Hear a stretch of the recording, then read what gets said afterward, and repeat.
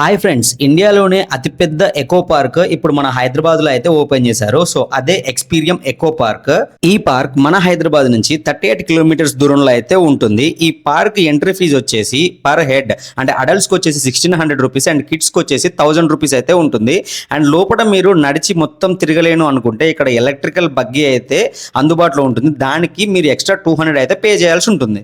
ఈ పార్క్ 150 ఎకరాల్లో అయితే ఉంటుంది. ఈ పార్క్ లో 600 సెల్ఫీ స్పాట్స్ అయితే ఉన్నాయి అండ్ బ్యూటిఫుల్ లొకేషన్స్ కూడా ఉన్నాయి.